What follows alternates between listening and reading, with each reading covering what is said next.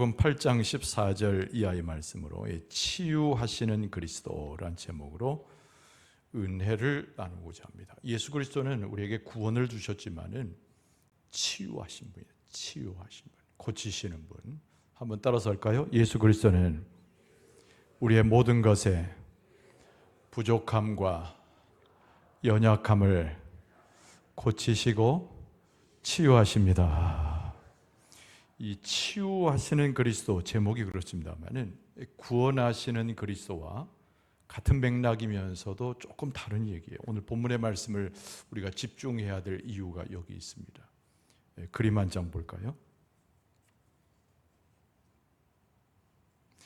쉽게 이해될 수 있죠. 오늘 본문의 말씀에 한 여인의 손을 잡아 일으키시는 예수님, 주인공이시죠. 베드로의 장모로 환경이 되어 있습니다. 주변에 제자들과 사람들이 모여 있습니다. 핵심적인 것은 가운데 손을 잡아 일으키시고 치유하시는 예수님, 이게 핵심입니다. 핵심. 그리고 예수 그리스도의 은혜가 밝은 모습으로 묘사되지요. 주변에 있는 사람도 놀라기도 하고 경배하기도 합니다. 기도하는 자의 모습도 보여지고요. 유명한 성화이지요. 여러분, 우리가 산상수훈은 마태복음 5장에서 7장까지 예수 그리스도의 말씀을 중심으로 해서 하나님의 나라의 일을 선포하셨음을 우리는 잘 기억합니다. 8장으로 들어와서는 이 산상수훈의 말씀이 실제적으로 예수 그리스도의 공생의 사역 중에 드러나는 것들을 목격하고 있습니다. 소위 10가지 기적이죠. 오늘 본문의 말씀은 세 번째 기적입니다만은 앞에 세 가지 기적에 공통된 특징이 있음을 우리가 지난주, 재지난주 계속 말씀을 드린 바와 같습니다. 나병 환자, 그러면서 이방인, 오늘 본문의 말씀에는 한 여인이죠. 이들의 공통점은 사회적으로 멸시당했다는 겁니다. 그리고 정상적으로 하나님 앞에 예배하는 자리에 나오지 못했던 계층이거나 신분이었어요. 사람들에게 별로 중요한 사람으로 여김을 받지 못했던 사람들입니다. 예수님은 차등이 없으시고 차별이 없으시지 않습니까? 예수님께서 이들을 먼저 찾아가시고 만나주시고 이들의 곤란함과 어려움을 치유하시는 것은 굉장히 중요한 메시지를 담고 있고 의미 있는 본문의 말씀입니다. 죄라고 하는 것이 이 땅에 들어왔지요. 멀리 올라가 보면 창세기 1, 2장에 나오는 아담과 하와의 범죄입니다. 하나님과의 관계가 깨어지는 요인이 되었습니다. 죽음, 초래할 수 있는 최대의 그 죄의 슬픈 이야기죠. 병도 들어왔습니다. 고난도 들어왔습니다. 환난도 들어왔습니다. 죄라고 하는 것과 병이라고 하는 것은 동일시될 수 없는 거예요. 그럼에도 불구하고 죄가 들어와서 그 결과로 우리의 삶의 불행의 여러 요소들을 우리가 경험하게 되었습니다. 예수 그리스도께서 이 땅에 오신 목적이 뭘까요? 제일 첫 번째는 죄를 사해 주시는 겁니다. 예수 그리스도의 십자가는 다른 것이 아니에요. 아주 단순하게 하나님과 아담과의 사이가 멀어지고 죽음을 초래했던 죄를 사하기 위해서 오셨어요. 근데 예수 그리스도의 죄사함의 결과가 뭘까요? 병도 치료되고 환난도 극복되고 심지어는 죽음까지도 극복하게 하는 겁니다. 오늘 본문의 말씀에 제가 강조하는 게 계속 말씀을 드릴 건데 죄와 우리 당하는 어려움은 동일시되는 것은 아니에요. 그리고 예수 그리스도에 오신 십자가의 구원은 우리의 죄를 사해 주시는 겁니다. 그런데 그 결과가 우리의 삶의 모든 것에 올무가 될 수 있는 고통으로부터 우리를 치유하실 수 있는 거죠. 그래서 오늘 본문의 말씀인 17절은 이사야 선자의 말씀을 인용하는 이 마태복음의 말씀을 읽게 됩니다. 우리의 연약한 것을 친히 담당하시고 병을 짊어지셨도다. 이 이사야 선자의 예언의 말씀인데 이 말씀이 오늘 마태복음에 유감없이 인용되어져서 예수님을 증거하는 말씀으로 쓰여지고 있습니다. 이 말씀이 정확히 무슨 말씀일까요? 어떻게 우리의 삶에 적용되는 것일까요? 이것이 오늘 본문의 말씀을 대하는 우리의 자세이기도 하고 질문이기도 하고 말씀 속에 찾아야 할 답변이기도 합니다. 오늘 본문의 말씀은 대략적으로 세 가지 정도 단락으로 이루어져요. 여러분, 첫 번째는 당연히 베드로의 장모가 치유함을 받는 부분입니다. 두 번째는 예수 그리스도 앞에 많은 사람들이 나와 왔는데 그들을 다 남김없이 치료하시는 예수님의 모습이지요. 그리고 오늘 본문의 말씀 밝음 읽어드린 이사야 선지자의 예언의 말씀에 대한 적용 부분이 오늘 본문의 세 번째 맥락의 내용입니다. 중요한 것은 예수님의 예언, 예수님을 향한 구약 성경의 선자들의 예언은 하나님의 역사를 통해서 그리고 하나님이 이루시는 일들을 통해서 성취되었다고 하는 것이 생명적인 이야기입니다. 지금도 성취되는 거죠. 지금도 하나님의 약속은 유효해요. 또 예수 그리스도의 역사는 동일하게 지금도 우리에게 적용되고 행동하는 하나님의 일로 우리에게 경험될 수 있습니다. 믿습니까? 믿는 게 굉장히 중요해요. 입술로 고백하는 것이 너무 중요해요. 그래서 여러분, 믿는가 또는 주의 말씀이 선포되면 아멘으로 하는 것이 너무 중요합니다. 믿습니까?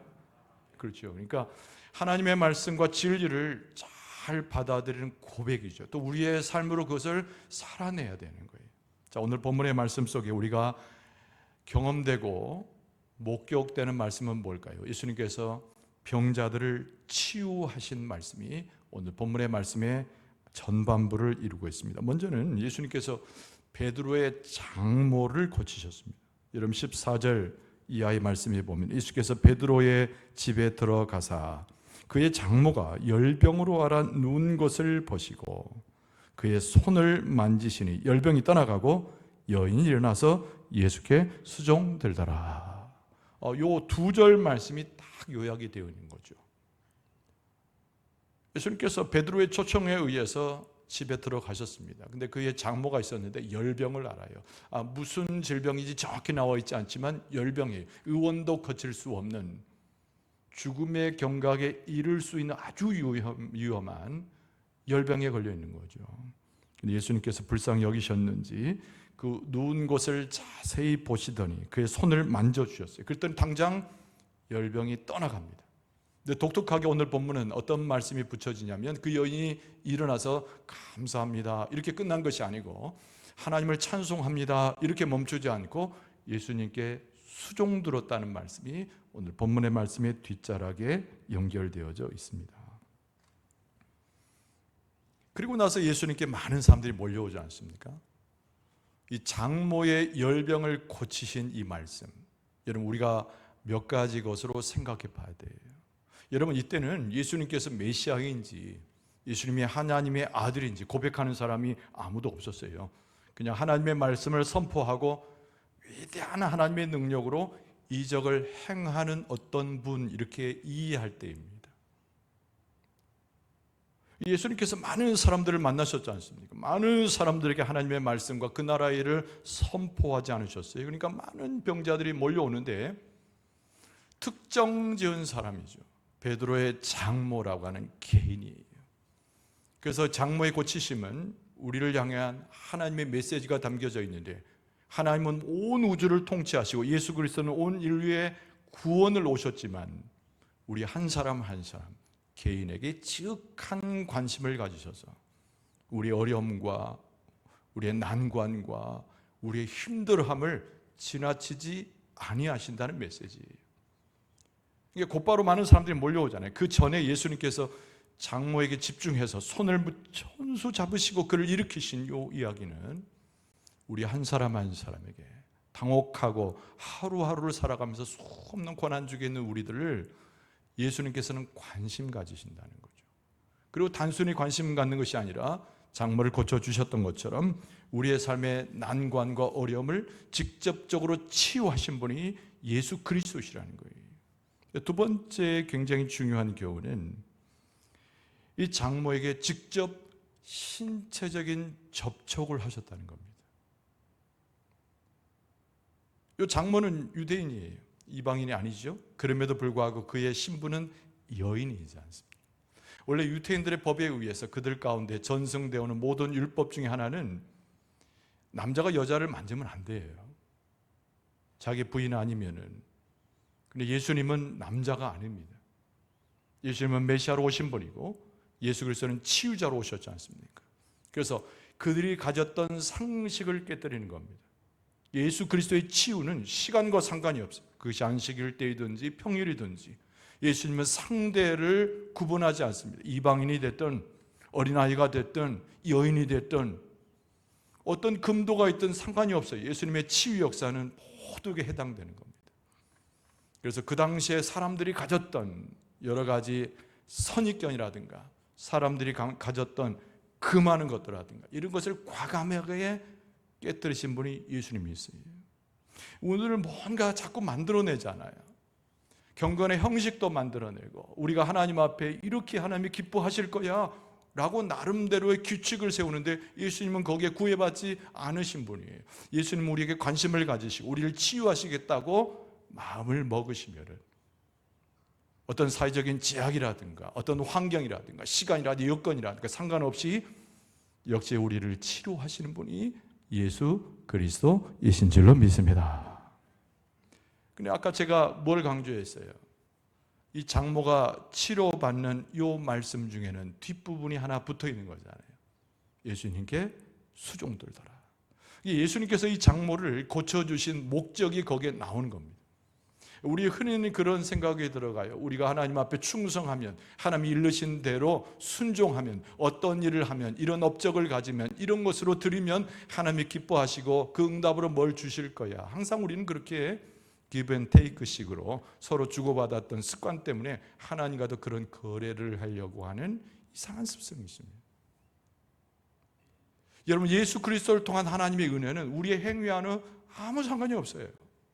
우리가 무엇을 했든지 심지어는 죄를 짓고 억울을 하고 어둠 가운데 있어도 하나님의 은혜가 우리에게 미쳐지면 우리를 구원하시고 치료하시는 하나님의 은혜를 그리스도의 이름으로 경험하게 될 줄로 믿습니다. 자신 있게 가세요. 내 삶의 행위를 보지 말고 내 삶의 그동안 얼마나 하나님 앞에 업적을 쌓는가 그거 계산하지 말고 이 여인처럼 이 장모처럼 베드로의 믿음처럼 예수님 앞에 나오는 것이 훨씬 중요합니다. 그래서 예수님께서 이 장모의 병을 고쳐주신 것은 그의 섬김을 보고 고쳐주신 것이 아니고 그를 고쳐주었더니 그가 고침을 받고 치유를 받고 하나님의 은혜를 경험하고 어떤 사람으로 바뀌어요? 누워있는 사람이 아니라 수종 들고 섬기고 그리고 순종하는 사람으로 바뀌어지게 되는 줄로 믿습니다. 우리의 삶 자체는 순종하는 삶이어야 되죠. 다른 사람을 섬기고 예수 그리스도의 이름으로 복음도 선포해야 되죠. 근데 그러기 위해서는 우리가 치유를 경험하는 것이 먼저 있어야 되는 겁니다. 우리가 예수 그리스도를 믿고 구원함을 받고 예수 그리스도의 은혜를 통해서 치유함을 경험하고 우리가 온전함을 이루어갈 때 우리는 자연스럽게 하나님을 섬기듯이 내 형제 자매를 세상에 있는 자들을 섬기는 주의 백성으로 서게 될 줄로 믿습니다. 그래서 은혜를 사모하라는 거예요. 내 행위와 상관없이. 예배서 2장 8절 이하 보면 사도 바울이 구원의 진리에 대해서 이 은혜에 대해서 가르쳐 줬습니다. 너희는 그 은혜에 의하여 믿음으로 말미암아 구원을 받았으니 이것은 너희에게서 난 것이 아니요 하나님의 선물이라 행위에서 난 것이 아니니 이는 누구든지 자랑하지 못하게 함이라. 바리새인들이 자랑했지 않습니까? 자기들의 행동들을. 예수님이 안 좋아했어요. 그런 사람들. 세리와 같고 하나님께 아무것도 드리지 못하고 그리고 다른 사람들과 특별하게 내 신분이 좋다고 여기지 않았던 사람들이었는데 예수님께서 오히려 그들을 치료해 주시는 그 은혜를 통해서 섬길 수 있는 사람, 하나님께 나올 수 있는 사람, 예배할 수 있는 사람으로 바꿔주신 거죠. 그러니까 예수님의 이 치유의 역사는 하나님의 구원의 역사와 더불어서 하나님께서 은혜로 그리스도를 통해서 우리에게도 주실 수 있는 거다. 여러분, 그래서 오늘 어떤 삶을 살았는지 저도 모르고 하나님 그렇게 묻지 않으실 것 같아요. 중요한 것은 예배 자리에 나오는 것이 너무 중요하잖아요. 오늘 예배 가운데 나와서 예수님 앞에 나오고 하나님 앞에 나온 여러분에게 장모에게 주셨던 예수 그리스도의 치유와 그 은혜가 충만히 임하게 될 줄로 믿습니다. 곧이어서 사람들이 감동해가지고 막 예수님 앞에 몰려들기 시작합니다. 귀신 들린 사람도 몰려오고 병자들도 막 몰려오죠. 그 16절 말씀이에요. 근데 중요한 것은 이 말씀의 핵심은 예수님 앞에 나왔다는 것이 너무 중요해요. 많은 사람들이 놓치는 것을 성경은 참 많이 강조하고 있어요. 많은 사람들이 몰려왔다는 그것이 중요한 것이 아니고 예수님 앞에 나왔다는 것이죠. 오늘 16절 말씀에 저물매 그랬습니다. 해가 졌어요. 집으로 돌아갈 시간입니다. 인생의 저물은 황혼이 되면 포기하잖아요. 근데 이 사람들은 포기하지 않습니다. 뭘 포기하지 않아요?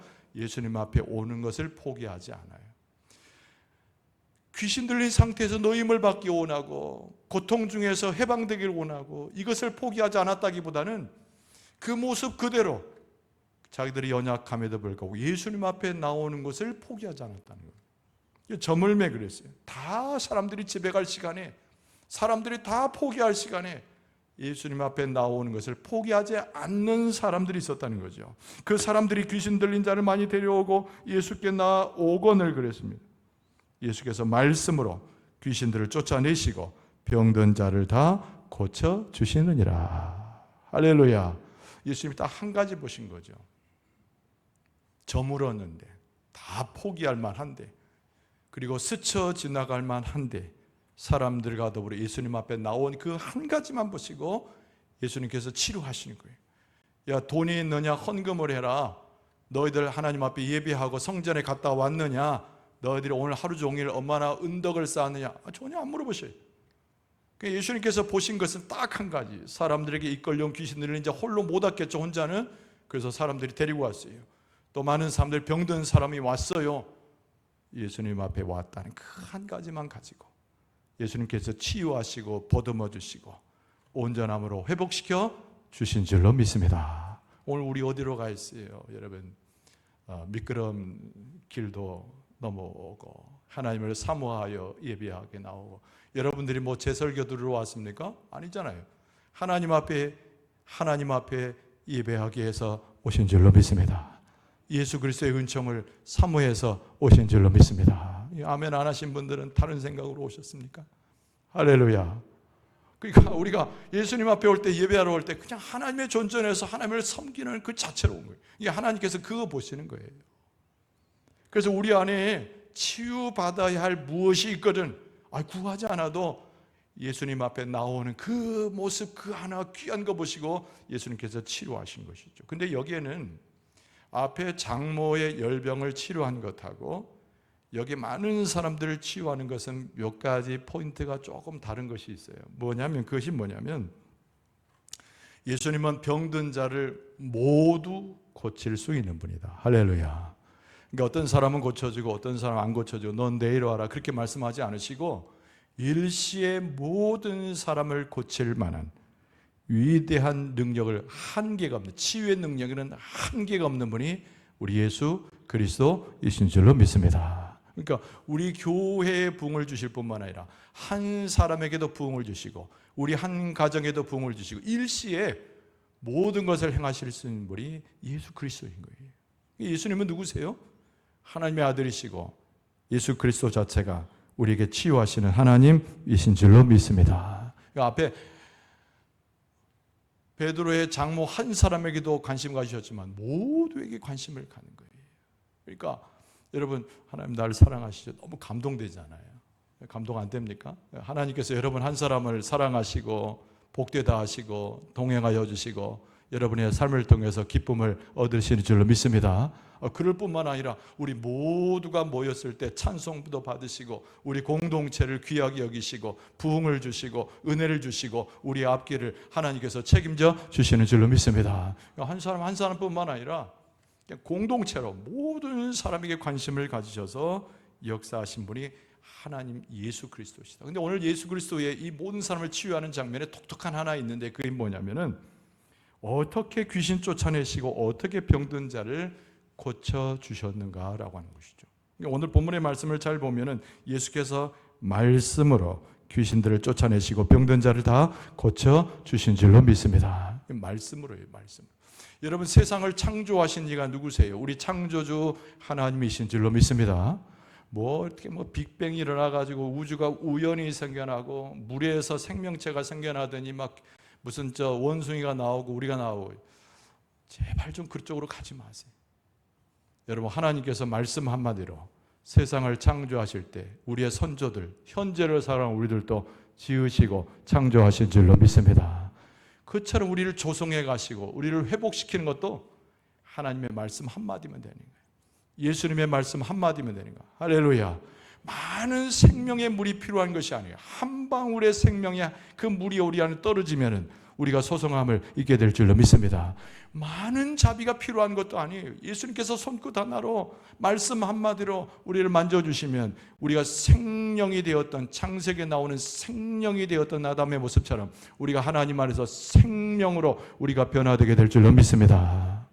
자, 근데 오늘 이 본문의 말씀은 이 마태복음인데, 이 마태복음에서 빼놓지 않는 오늘 본문의 말씀의 핵심 내용은, 제가 설교 소대에 말씀드린 대로 이때는 사람들이 예수님이 누구신지 잘 몰랐다니까요.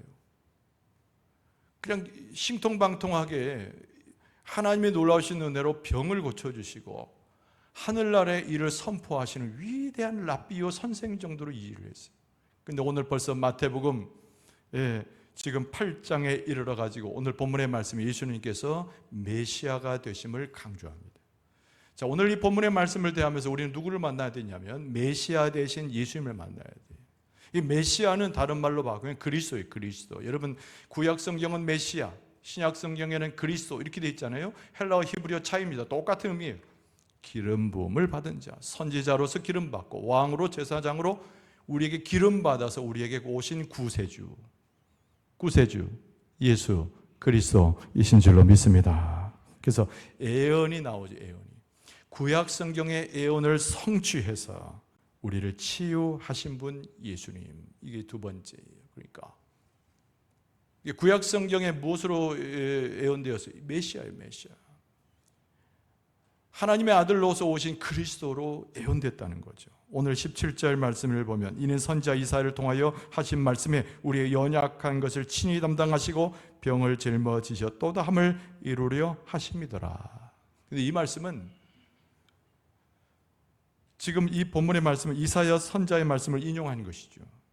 근데 이 말씀이 어떤 의미인가, 이게 왜 예수 그리스도 메시아를 말씀하고 있는가를 알려면 오늘 본문의 말씀 17절까지는 부족하고 본래 인용의 출처였던 이사야서 53장을 볼 수 있어야 됩니다. 여러분 이사야서 53장 4절에서 6절까지 말씀을 오늘 본문의 말씀에 인용을 해서 17절에 부분적으로 인용을 한 것이에요. 그러면 이사야 53장 4절 이하의 말씀을 찾아서 같이 보면은 그는 실로 우리의 질고를 지고 우리의 슬픔을 당하였거늘 우리는 생각하기를 그는 징벌을 받아 하나님께 맞으며 고난을 당한다 하였노라. 5절부터 잘 보세요. 그가 찔림은 우리의 허물 때문이요 그가 상함은 우리의 죄악 때문이라. 그가 징계를 받음으로 우리는 평화를 누리고 그가 채찍에 맞음으로 우리는 나음을 받았도다. 우리는 다 양 같아서 그릇 행하여 각기 제 길로 갔거늘 여호와께서는 우리의 모두의 죄악을 그에게 담당시키셨도다. 이게 메시아 예수 그리스도에 대한 그 위대한 선지자 이사야의 예언의 말씀이에요. 이사야서 53장은 메시아 예수 그리스도를 가장 정확하게 증언한 예언 중에 예언의 말씀이지 않습니까?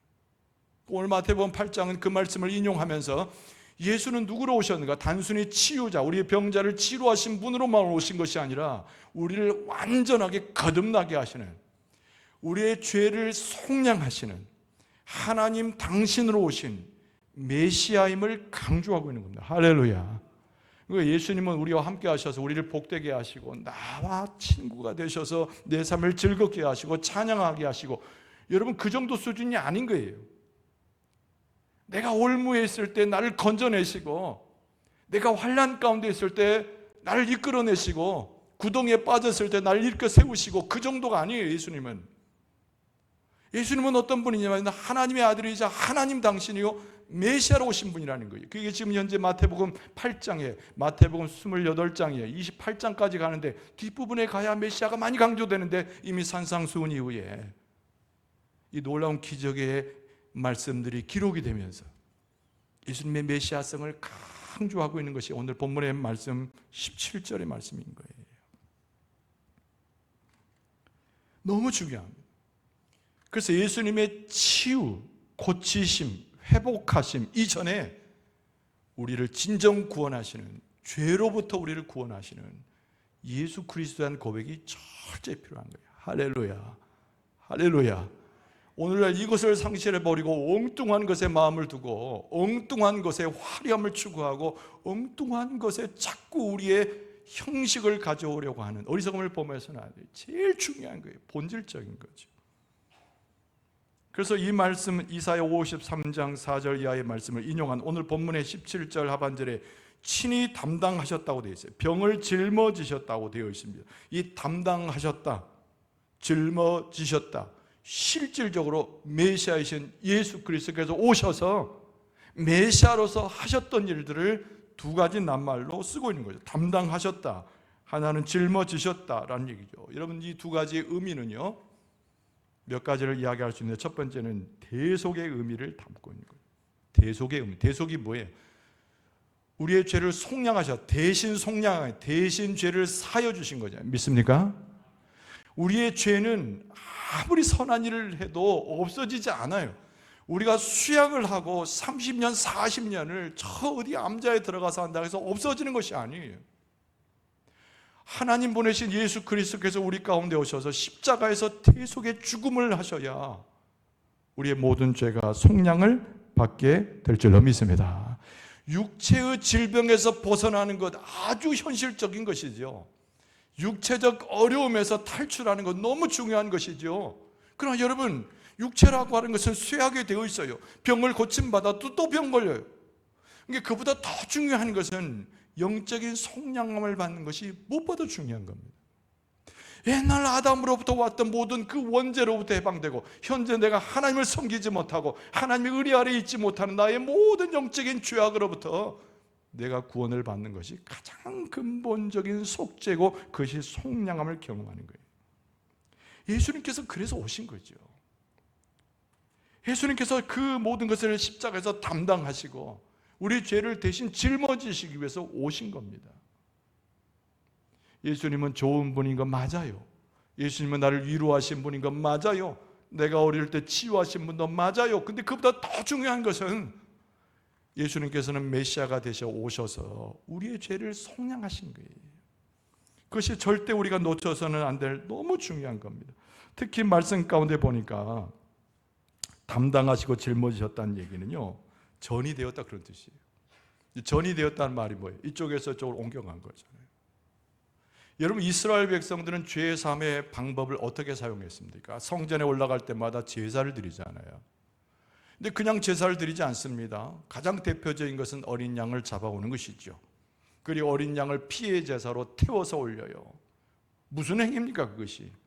자기가 지었던 죄를 어린 양에게 전이시키는 거예요. 전가시키는 겁니다.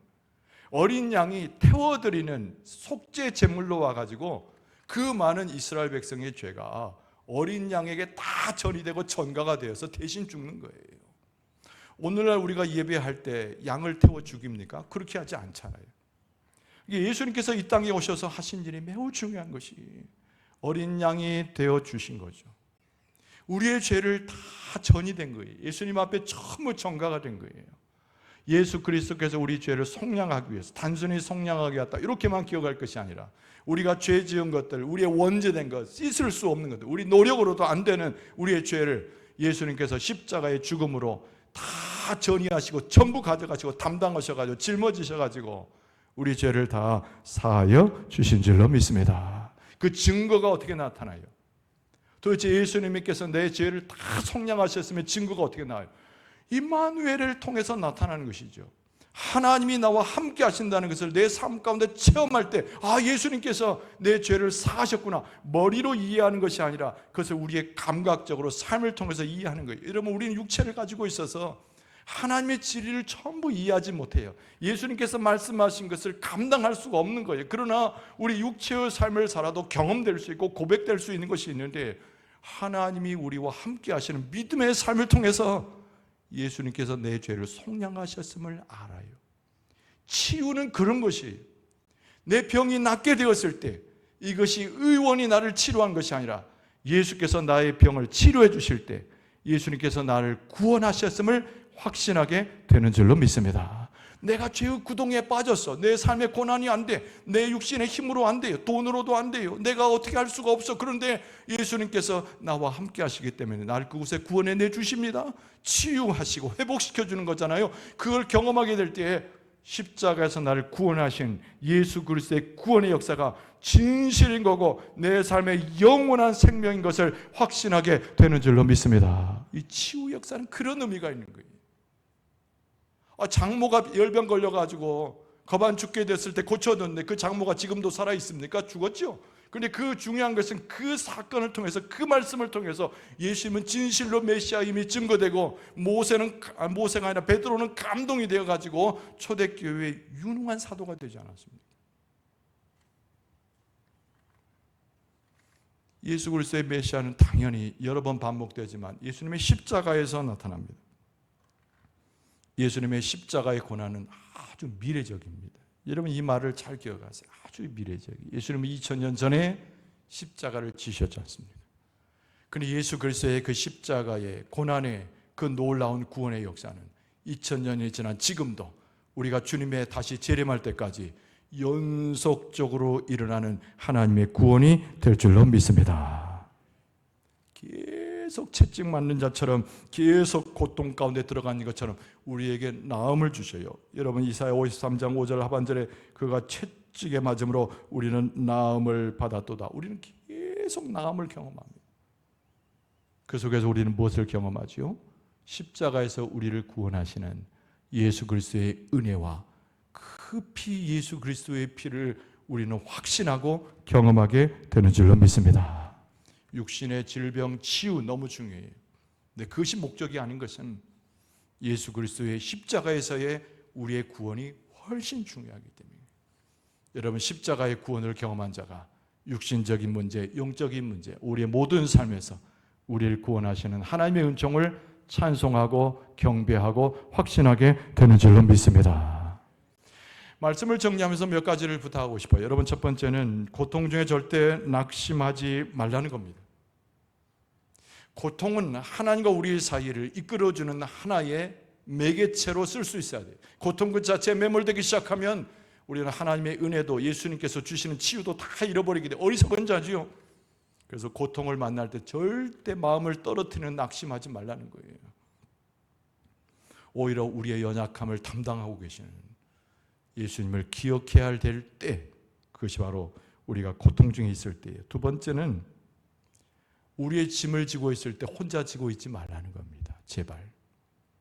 옆에 사람에게 줘봐야 또 귀찮아하니까 누구에게 줘야 돼요?